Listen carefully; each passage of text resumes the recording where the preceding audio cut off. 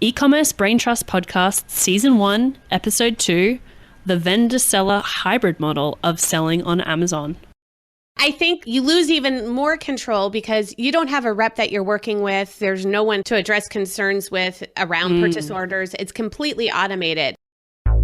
This is the E-commerce Brain Trust, a podcast about building momentum online for established consumer brands. Join our hosts and their expert guests for high-level conversations about e-commerce strategies, trends, and innovations. Access our Brain Trust and boost your brand's e-commerce potential. Hello, and welcome to the E-commerce Brain Trust podcast. I'm your host, Kiri Masters, and I'm joined by your co-host, Julie Spear. Hi, everyone. So today we're going to be talking about two different selling platforms on Amazon, Vendor and Seller Central, and how they can be combined into a hybrid model, which means you can get the best out of both worlds and minimize the downsides. So just by way of a quick introduction to the different models of selling on Amazon, this seller program and the vendor program, I'll just share a little bit of background about what each of those programs are. And then we're going to talk about the pros and cons of each and how using both models together can be beneficial in certain scenarios. So essentially two ways to sell on Amazon. You can sell as a vendor, which is also commonly known as first party or 1P. And so this is essentially a wholesale relationship with Amazon. You're selling on a platform called Vendor Central or perhaps Vendor Express, and you're selling inventory to Amazon at a wholesale price. So usually at a 50% discount or somewhere thereabouts, that price is negotiated by Amazon with each brand for each product. And Amazon will place purchase orders with your brand and pay you within a certain time frame, 60 or 90 days, or again, whatever is agreed in your purchase order. And most of the other costs pertaining to selling on Amazon, so most of the fees that would otherwise be paid if you're selling directly to consumers are covered by Amazon. They will handle all of the customer service. Generally, they're going to be handling all of the inventory storage and fulfillment. So this is a very familiar kind of model to brands who are currently wholesaling to brick and mortar retail stores or selling wholesale to distributors. By comparison, Amazon also has a marketplace. This type of selling arrangement is conducted on a platform called Seller Central, and it's also known as third party or 3P. So there's a lot of alternative names here. We may switch between them. So I definitely want to make clear what each program means up front. So this is a marketplace model where brands are selling direct to consumers on the Amazon marketplace. So the transaction is completed on Amazon, but it's the brand is actually selling the products directly to the customer through the Amazon platform. They may even choose to have Amazon fulfill their orders through the Fulfillment by Amazon program. And so the fee structure in this case is that Amazon will take a percentage of the sale. In most selling categories, it's 15%. And then if the brand is also using Fulfilled by Amazon and leveraging Amazon's fulfillment infrastructure, then you'll pay generally dollar and weight-based fulfillment fee per order that goes out. So those are, at a very high level, the two different ways of selling on Amazon. And so today we're going to talk about actually merging those two models together to try and get the best out of both worlds, because each of them come with their own pros and cons. So what is a hybrid model? When we're talking about a hybrid model, what does that mean? And what are some of the benefits of considering a hybrid model? The hybrid model is when a brand would opt to have a portion of their catalog sold through vendor, either on Vendor Express or Vendor Central. And so they're selling wholesale, as you said, to Amazon. And then also a portion of their catalog selling through Seller Central, so selling direct to the customers. In some cases, brands will have the same product on both platforms. And in other cases, they might have a select portion of their catalog only available only being sold through Seller Central and a select portion of their catalog only being sold through vendor on one of the vendor platforms.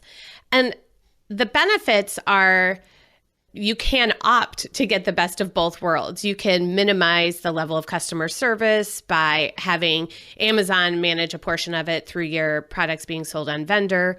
You can also get the opportunity to take advantage of some of the marketing tools available only through vendor.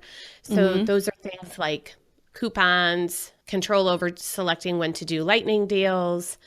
The Vine review program. Yeah, the Vine review program isn't available on Seller Central. So if you do the hybrid model and you have products on vendor, then you have access to that program, which can help you build reviews for new products that you're launching. And so another major difference between vendor and seller is pricing. Yeah. And this is where I think brands need to have a clear picture of their margins and where kind of their comfort zone is. Part of the difference is the control of pricing for the customer. On Seller Central, the brand has direct control over the price of their product. The brand sets the price. That's what it's sold at. The brand can elect to run sales when they want to and promote their product. On the vendor platforms, Amazon has control over the pricing. The brand really relinquishes the control of pricing for the customers when selling through vendor. And that can be kind of a sticky point because Amazon might not adhere to MAP pricing, and they want to offer the best deals they can to their customers, so they could be listing the product prices well below what the brand's MAP pricing is for those products. Yeah, this is a big deal for many brands who often have this pricing channel conflict, really. So they have retailers who they have to adhere to MAP pricing, minimum advertised pricing in their stores. And then they already have a problem with their customers actually just going to their stores and then looking something up on Amazon and buying. And then that's further exacerbated by the fact that, hey, Amazon's actually selling it way below what they're allowed to sell it. So then they're going to go back to the brand and ask what's going on, and it can be really harmful to that relationship. Yeah, I would say that loss of control over the pricing of the products is one of the more significant downsides of the vendor relationship. Yeah, have you heard of any brand that you're aware of actually being able to get Amazon to commit to a MAP price? No, you can contest when you are seeing Amazon not adhering to MAP. You can build a case and you can contest it. And there's some success, but it's not, Amazon won't turn around and say, oh, okay, we'll adjust the pricing right away. You do have to fight for it. We've seen instances, surprisingly, where Amazon has listed the price on Amazon well above MAP, which leads to the products just not moving. Those cases, when you submit the cases to Amazon and say, hey, you're listing, 60% above MAP and therefore things aren't selling, Amazon's a little bit more willing to respond and adjust pricing in those instances than they are in the reverse direction. Yeah. It was kind of a surprising one to see that. Right. And so some of the other challenges with the vendor program, just while we're sort of digging on the vendor program right now, you mentioned some of the programs that are unavailable on the seller program being Vine reviews, coupons. There's also, from an ad standpoint, currently, although that's changing and I believe it's going to change fairly quickly in the future, you can get access to different types of advertising placements on the vendor program that you can't on the seller program. Yeah, but as we've seen in the past few weeks with Amazon offering headline search ads now on Seller Central, which was previously only available on AMS if you're a vendor, Amazon is kind of, like you said, I think it's going to change even more in the future, and probably soon enough, product display ads will be available over on Seller Central as well. So then the AMS access was a major carrot for brands looking to kind of go the hybrid model. That was one of the major reasons that a brand would look to go that model. And now with Amazon opening up the advertising abilities on Seller Central, you wonder how much of a carrot vendor will hold for brands. Yeah, that's a really good point. And that's something else I kind of had on my list here to talk about is which model does Amazon prefer? Because they have the marketplace and then they have the vendor products. And from Amazon's standpoint, when you look at their financials, they hold all of the first-party vendor inventory on their balance sheet. So they have to actually purchase that inventory. They have to hold it. They have to collect and pay sales tax on it. It's capital intensive to run this vendor model. So the fact that they can have a marketplace and a wholesale model is really smart, because it means that if you can have virtually unlimited SKUs on the marketplace side, because they don't need to hold any inventory. It's actually just, they're just collecting fees on this inventory as it flows through their system, essentially. It means that they can have virtually unlimited selection rather than having to purchase inventory themselves. So they don't break this down from a profitability standpoint, but the hypothesis is that from a financial perspective, third party is probably more profitable to Amazon because they don't have to hold that inventory on their balance sheet. Sometimes the seller is fulfilling the inventory directly themselves, so Amazon doesn't even have to deal with any logistics for those products at all. And it means that, again, they can have virtually unlimited selection. And from a percentage standpoint, the number of SKUs on the marketplace side has definitely more than doubled versus the vendor SKUs. So in the show notes, I'll link to some analysis of what we think that looks like. But we can kind of see that there is a long tail with the SKUs that Amazon actually purchases first party. So right now, they're kind of more willing to stock those products that are in the top 1,000 products ranked in each category than the more long tail products that might sell more slowly. And so that means if you are a brand, you really want to get onto the vendor program, this is another sort of con, I guess, that it's invite only. Amazon has to identify your product as a top selling item or see it out in the world and say, we definitely need to carry this ourselves. It's a very critical strategic product for us to carry. We need to ensure that we have control over this ourselves. Therefore, we want this brand on the vendor program. So you can't actually generally you can't approach Amazon and request to be on the Vendor Central platform. Right. And so kind of the intermediary platform then between Seller Central and Vendor Central would be Vendor Express. Ooh, what are your personal thoughts and feelings about Vendor Express, Julie?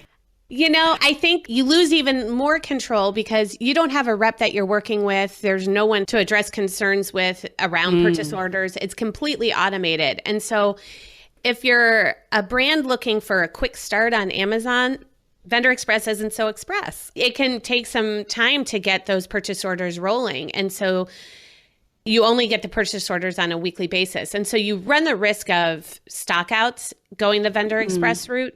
And we've seen that that's been an instance actually where the hybrid model is attractive because then brands can cover those stockout times in theory by also offering the products through Seller Central. Mm-hmm. But that can also be tricky to navigate. Right.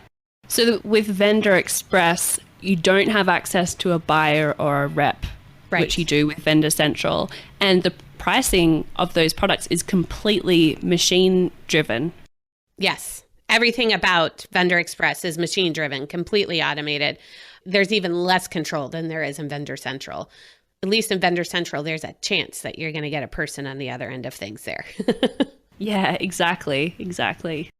Yeah, this is something that we have a lot of approach us at Bobsled Marketing about because they have themselves been approached by the vendor team at Amazon about getting onto the Vendor Central platform. And so they're kind of wondering, is this worth it? What are the benefits?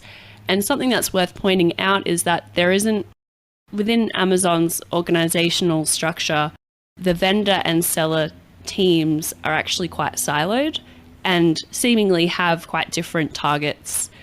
There isn't a whole lot of cooperation between this brand is already on the marketplace, let's leave them alone, or being strategic across those teams who are trying to grow both of their portfolios, sometimes seemingly in competition with each other. So brands often approach us asking, should I go ahead with Vendor Central, or should I stay on the marketplace, or consider both? And one of the sort of tips that I have for brands in this situation is to really get educated on how the vendor program works and what kind of terms you're going to be looking at when you're being wooed, as it would be from a Vendor Central rep. Then this is the time where you can actually negotiate things like purchase order terms. A lot of the time they'll have some carrots around promotional programs that they will talk about. So really dig into exactly what that will mean. It's not really enough for a rep to say, we'll help to promote your brand on Amazon. What exactly does that mean? Does that mean a certain number of Vine review credits? Does that mean some other kind of promotional tool that they're going to be giving you? Because like free A+ pages and free A+ pages, yeah, exactly, because those all cost money. So it's not really enough to say you'll have access to all of these tools, because once you're on Amazon, there's usually always a ticket price associated with them, and you have to set them up yourself, and it doesn't end there. It's not like you get onto Amazon Vendor Express and they take care of all of the marketing for you. That is far from the truth. Yeah. While Seller Central is very, very much do it yourself, Vendor Central is not that far from it either. I was going to say a lot of the marketing tools that were once available just on Vendor Central are making more and more their way over to Seller Central. We already talked about the advertising with the headline search ads now being available in Seller Central. It's the same with enhanced content for brand owners selling on Seller Central. So now brands have, I think it's 5 different templates of enhanced brand content pages that they can access for free on Seller Central to further optimize their product pages. And I believe recently they even included a template that allows for video. That's right. Yeah. Yes. As of, I think that's in a beta phase right now, being tested out. Yeah. And even brands selling on Seller Central, now Amazon's rolled out the storefront where you can also include videos and really tell the story of your brand to customers on Amazon. So beyond just the advertising, more and more of those things are becoming available on Seller Central. So it's kind of evening the scales a little bit there. So let's talk about the hybrid model and in what situations this is going to be helpful for brands. What kind of scenario would you actually recommend someone look at a hybrid model as opposed to one or the other platform? I think when you're a brand that has a pretty large catalog of products that run the gamut in terms of pricing, I find that selling products for under the $15 threshold through Seller Central, you limit your profitability just because of the FBA fees alone. And so if you have the lower priced items, it would be wise to consider the wholesale model for those items and sell them through Vendor Central. And take a look at the products in your catalog above that $15 threshold and maybe list those through Seller Central. So I think if you have a broad catalog that has price points that run the gamut, the hybrid model could be an option. And what about cases where a brand has lots of other sellers on their products? Let's say they're selling through distributors and they have distributors and retailers actually selling those same SKUs on Amazon. So they might be competing for the buy box. Is that a situation where you would think it's better to be on Vendor Central because generally Amazon favors having their own inventory as the buy box eligible seller? Or is that not really a factor? I mean, you still deal with the other sellers on the page, but Amazon definitely does favor Amazon when it comes to the percentage of time in the buy box. So that is a factor well worth considering. A point in that too would be tightening up your distribution list and making clear your terms with your distributors of where they can and can't sell your product. And some opt to tell their distributors they can't sell their products on Amazon. Right, exactly. And so what are some of the tricky aspects of implementing a hybrid model? Because we've done this a couple of times with our clients at Bobsled Marketing. There's been success stories and then there's issues when we first get started generally, right? There's definitely hangover issues. It's kind of how it's described. So if you start in vendor and then you move to seller, there are hangover issues. And so we've had instances where brands have been selling on a vendor platform, purchase orders aren't coming in at the rate that meets demand, the purchase orders are slow and they've stocked out and their product isn't available to customers consistently. So they've opted to also sell through Seller Central, the same ASINs that they're selling on Vendor. And that is really tricky. When you're selling exactly the same ASIN on both platforms, you are competing against yourself. There are hangover issues where you will be buy box ineligible for a good stretch of time. One of the keys to really getting buy box eligibility is sending that product into FBA. If you are going to do the hybrid model and fulfill by merchant on Seller Central, more often than not, you will not get buy box eligibility at the outset of opening your account. You need to get product into FBA in order to get buy box eligibility to help deal with those hangover issues. So even if Amazon doesn't have any inventory at that stage? Yes. Yeah, we've seen a case. It's strange. We've seen a case where the quantity in Vendor is at 0. Amazon has no inventory. The FBM quantity in Seller Central was there. It was like around 100, still not buy box eligible. That product still was not in the buy box. And it wasn't until the seller committed to sending in FBA inventory and FBA became available, did they become buy box eligible. So that really is key. If you're going to do the hybrid model and you're moving from Vendor with the same ASIN in Seller Central, I would say you have to commit to sending in FBA. I prefer to kind of avoid competing against yourself as much as possible and don't list the same ASINs on both platforms. Yeah, and there is a question mark around what kind of rules Amazon has around this as well. You would definitely want to be looking at the actual terms of your vendor agreement with Amazon to see if they have stipulated any terms around what portion of your product catalog is available on the vendor program, whether you're allowed to sell products on the seller platform. Generally speaking, there isn't hard and fast rules around what you're allowed to sell on each platform, but you would want to be referring back to your specific agreement to make sure that you're not running afoul of anything that you've agreed to in writing with Amazon. Yeah, absolutely. And with that, if you're going to go the hybrid model and you're sure that you're safe in the terms of your agreement with Amazon, you could look at bundling products that you're selling as individual SKUs on Vendor. You could bundle them together and create a whole new ASIN and sell that on Seller Central. And I think that's a good way to go. You could look at what is sold as a single unit through Vendor or put it together in a multi-pack on Seller Central. So then that also creates a new ASIN. So taking a look at your catalog and seeing how you can reconfigure it as an offer so that you could create a new ASIN is a way to avoid competing against yourself on both platforms. That's a great point. And especially we're recording this episode coming up into the fourth quarter. So a couple of things stand out at me. Probably don't try and implement a hybrid model right before Q4, given the issues with buy box eligibility that you mentioned. Yes. And then also bundling and multi-packs and gift packs are a huge opportunity for brands just in general around this time of year. Yeah, it gives customer one stop. They don't need to piece together a gift, put it together for them. Yeah. And bundles are a huge way to go. Yeah. What kind of bundles work effectively in food and gourmet grocery products where you can have a selection of products bundled together, whether in a gift pack or not? What are some other examples?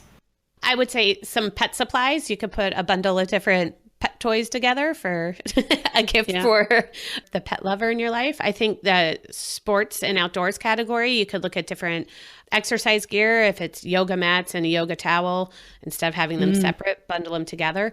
It really is looking at what's complementary in your catalog. And if it makes sense together, bundle it. Yep. Yeah, and that's really effective when you already have your entire catalog on the vendor program and you're kind of looking at alternative. You don't necessarily have any other individual products to add onto the Seller Central marketplace. This is where you can create brand new products with your existing assortment. Exactly. It's just a matter of packaging, changing the packaging. Yep. Yeah. And to be clear, if you're going to be using FBA, those products need to be physically bundled together in a single package, labeled with a new Amazon ASIN and sold that way. You can't get Amazon to actually bundle your products together at the warehouse. Correct. And those bundles also would need their own unique UPC. Right. Yes.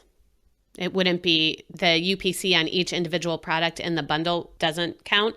That bundle itself becomes the new product, so that needs its own UPC. Right. So to close out the topic that we've been talking about here, the hybrid model of selling on Vendor and Seller Central, when is this a good idea and what are our top tips? I guess from my end, I would say that by selling on two platforms, you do need to consider how that's going to affect your workload in dealing with the Amazon channel. So it's not like you would be able to get onto the vendor program and then your work goes away. As we've talked about before, there's a lot of negotiating with Amazon up front. You also want to be checking all of your reports, and you want to be checking for purchase orders and making sure you fulfill those on times. And then all of the fees that Amazon may assign your account for late shipments, incorrect shipments, that there's still quite a lot of work associated with the vendor platform that might not be as obvious upfront. So by selling on two platforms, even though it's both Amazon, you can essentially be doubling your workload because you're going to need to deal with two different platforms, a buyer, the DIY aspects of Seller Central, the different promotional programs. You can't roll out the same promotion across your entire catalog because they're basically on separate platforms now. So while there can be a lot of benefits to accessing the best of both worlds in this way, you're essentially doubling your workload in most cases, if not more. Yeah, absolutely. And it's also learning two languages. I feel like the language of Seller Central is a little bit different than the language of Vendor Central. So you need to know what it all means on both platforms so you can navigate it successfully and keep both accounts healthy. Definitely. I think just being clear on what you want out of the experience of selling on Amazon at the outset is really important. And then, like you said at the beginning of the show, Carrie, is do your homework and really understand both platforms so that you know what you're getting into. If you want to dictate the price of your products, Vendor Central is where that's going to be limited. So just being really clear on the points that matter a lot to you will help you make the decision about which platform is right for you and also if the hybrid model might be right for you. Yeah, that's a really great point. That comes before everything else. What are your goals? And working back from there, which platform's right for you? Absolutely. So at Bobsled Marketing, we work with both sellers and vendors, and we've helped those brands to set up and navigate a hybrid model. So if you're interested in learning more about how we work with brands at Bobsled Marketing, you can go to our website, bobsledmarketing.com.